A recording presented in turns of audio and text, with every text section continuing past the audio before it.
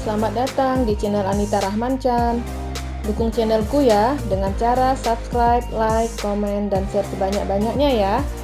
Satu lagi, bunyikan loncengnya agar kalian dapat update terbaru dari novelku. Terima kasih. Episode 122. Amran bertindak lebih cepat dari Zira. Dia telah memerintahkan pelangi untuk merekam semuanya. Rekaman ini bukti kalau kalian semua telah melakukan penipuan. Ini akan menjebloskan kalian ke penjara, ujar Amran senang.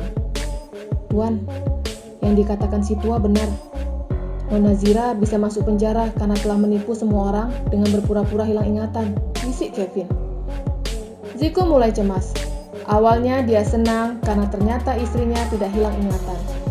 Itu dilakukan Zira agar Amran dengan sukarela menandatangani surat perjanjian, walaupun harus melakukan beberapa penipuan dengan mengganti beberapa kata di dalam surat itu.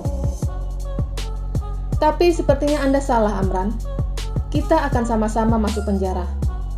Pengacara menyerahkan foto rekaman CCTV yang ada di ruang ICU dan foto ketika Langit masuk ke dalam kamar perawatannya.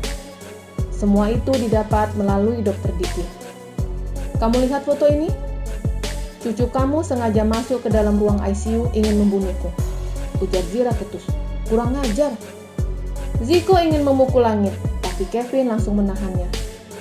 Tuan, coba untuk saat ini Anda bertindak cukup pintar, ujar Kevin yang sedang menahan bosnya. Maksud kamu apa? Tanya Ziko bingung. Anda bisa belajar dari istri Anda yang sangat pintar dalam menaklukkan musuhnya. Jelas Kevin. Maksud kamu apa? Aku harus pura-pura hilang ingatan dulu gitu? Kevin menggelengkan kepalanya. Heran, kenapa bosku bisa tambah on begini?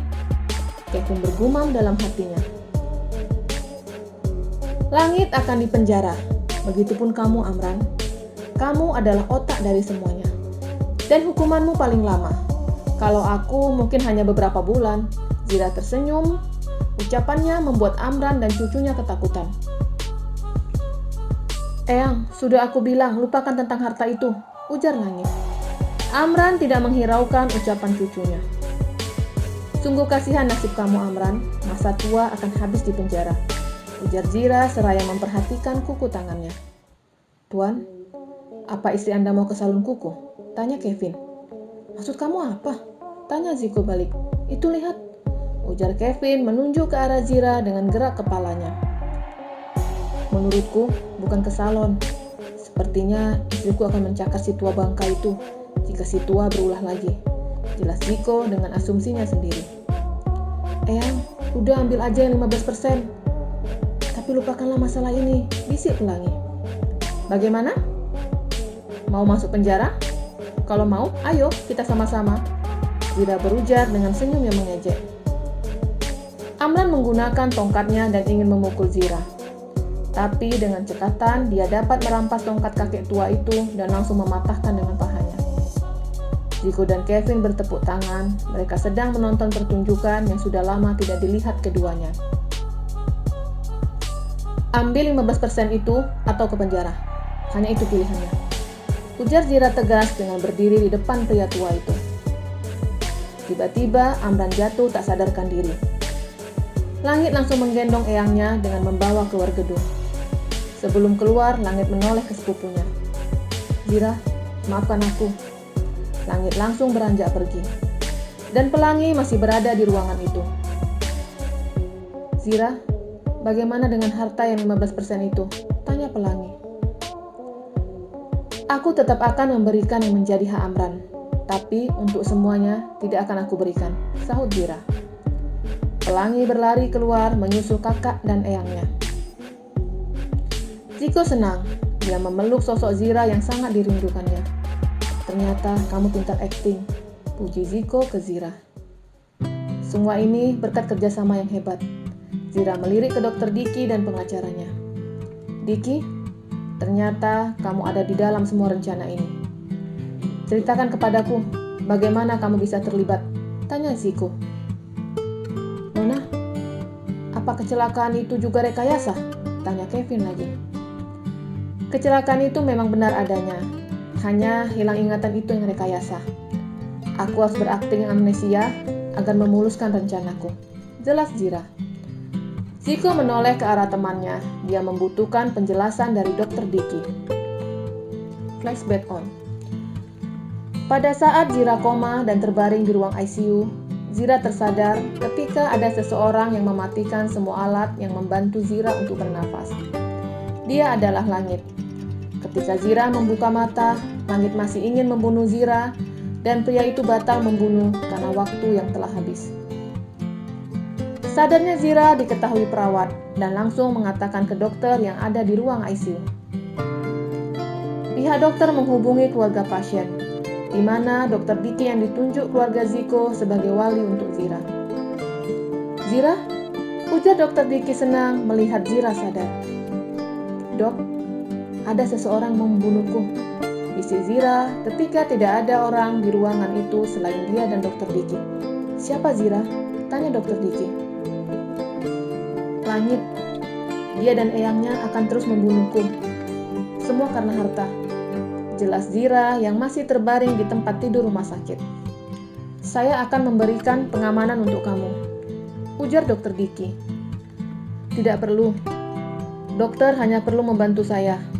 Katakan kepada Ziko kalau saya hilang ingatan. Apa? Tapi kenapa Zira?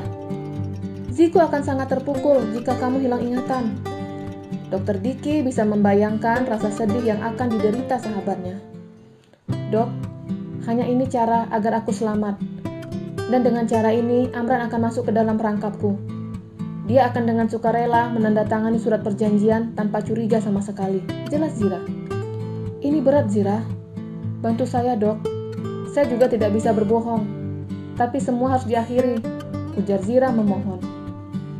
Bagaimana kalau mereka datang membunuh kamu lagi? Tanya Dr. Diki ikut khawatir dengan keselamatan Zira. Jika mereka tahu aku amnesia, mereka tidak akan membunuhku. Aku yakin itu. Dr. Diki memikirkan semua rencana Zira. Baiklah, saya akan membantu kamu, sahut Dr. Diki. Satu lagi dok, saya minta foto rekaman CCTV yang barusan. Dr. Diki menganggukkan kepalanya dan mulai ikut dalam rencana Zira yang tidak diketahui siapapun. Flashback off. Ternyata kamu sudah tahu semuanya, ujar Ziko kesal. Maaf kok, yang dikatakan Zira benar. Dengan berpura-pura hilang ingatan memuluskan rencana Zira untuk menggiring Amran dan keluarganya masuk ke dalam permainan ini. Jelas Dr. Diki. Sayang, tapi kenapa kamu harus menyembunyikan dariku? Kenapa? Kalau kamu tahu, pasti rencanaku akan gagal. Jadi maaf, karena aku telah berakting tidak mengenalmu, ujar Zira dan disambut pelukan hangat dari Ziko. Kamu telah kembali jadi Zira yang dulu telah membahagiakan buatku. Tapi jangan diulangi lagi. Zira menganggukkan kepalanya dan tersenyum. Ternyata pasukan Avenger pintar berakting. Besok-besok aktingnya jadi orang gila, pasti keren. Timpal Kevin dan langsung mendapatkan tatapan tajam dari sepasang suami istri itu. Ziko beralih ke pengacara. Bagaimana dengan Bapak? Bukannya Bapak datang ke mansion dan kaget ketika mendengar Zira hilang ingatan? Tanya Ziko. Oh, itu hanya akting, Tuan. Nona Zira telah menghubungi saya ketika di rumah sakit, sahut pengacara. Rumah sakit? Tunggu. Pada saat kecelakaan, ponsel kami tidak ada. Bagaimana Zira menghubungi Bapak? Tanya Ziko bingung. Pakai ini. Dr. Diki menunjukkan ponselnya.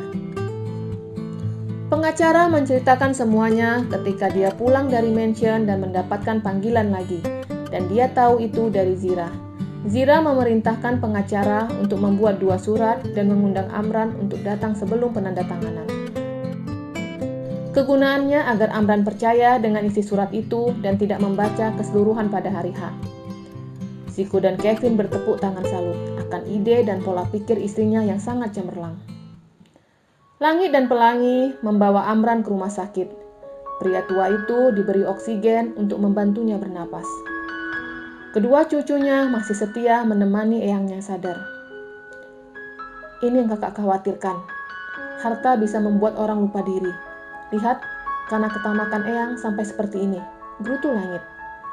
Pelangi hanya bisa diam. Dia khawatir dengan keadaan eyangnya. Lupakan soal harta itu, titah langit tegas. Tapi Zira akan tetap memberikan hak eyang, Kak, jelas Pelangi. Kakak tidak mau mengurusi harta itu, terserah kamu, ujar langit kesal. Ponsel langit berdering. Ada nomor Bima di layar ponselnya. Iya Bim, sahut langit. Jadi kita survei lokasi, tanya Bima dari ujung ponselnya. Sepertinya tidak jadi. Eyangku masuk rumah sakit, sahut langit. Rumah sakit mana? Aku akan ke sana. Kemudian panggilan terputus. Amran membuka matanya secara perlahan. Mana hartaku? Mana? Teriak Amran. Eyang tenang. Pelangi dan langit menenangkan eyangnya. Hartaku, hartaku. Tidak ada yang boleh mengambilnya. Itu milikku, ujar Amran lagi. Eyang, lupakan soal harta, sahut langit. Harta, iya harta. Aku tidak bisa hidup tanpa kamu. Hahaha, Amran tertawa. Dan tidak berapa lama dia menangis. Kakak, kenapa dengan Eyang? Tanya Pelangi. Kakak akan memanggil dokter. Langit berlari keluar dan mengatakan tentang kondisi eyangnya. Dokter dan perawat datang ke ruangan. Siapa kalian? Kalian mau mengambil hartaku? Pergi kalian! Teriak Amran ke dokter dan perawat. Amran terus teriak, tertawa bahkan menangis. Dokter memberikan obat penenang untuk pasiennya. Kenapa dengan eyang kami? Tanya Langit cemas. Apa pasien sering melakukan hal seperti tadi? Tanya dokter. Tidak, baru ini yang melakukannya, sahut Pelangi. Pasien akan kami alihkan ke dokter spesialis kejiwaan, jelas dokter.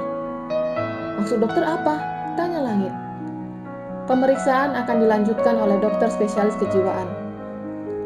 Kalau dari hasil lab, pasien tidak mengalami sakit serius. Gula darahnya normal, tekanan darahnya saja yang tinggi, jelas dokter.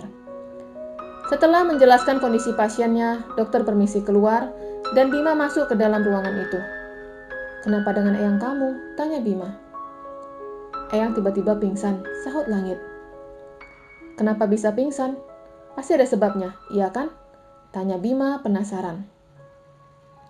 Langit melirik adiknya. Hari ini penandatanganan antara Zira dan Eyang. Pelangi langsung menyela omongan kakaknya. Kakak, kenapa kakak menceritakan dengan orang yang baru kakak kenal? Protes Pelangi. Dia bukan orang lain, dia adik ipar Kevin, jelas Langit. Apa? Pelangi kaget, dan hampir saja dia masuk ke dalam lingkungan Zira dan Jiko. Langit menceritakan kondisi eyangnya yang tidak terima dengan harta yang didapatnya. Dan itu yang menyebabkan eyangnya pingsan.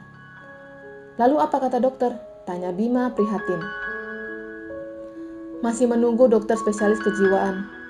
Jika eyang sadar, akan segera dilakukan pemeriksaan oleh dokter yang bersangkutan. Jelas Langit dengan wajah sendu. Aku turut prihatin. Bima menepuk bahu temannya, menunjukkan jika dia berempati terhadap masalah temannya. Mereka masih menunggu dan berharap jika eyangnya dalam keadaan baik-baik saja. Bersambung.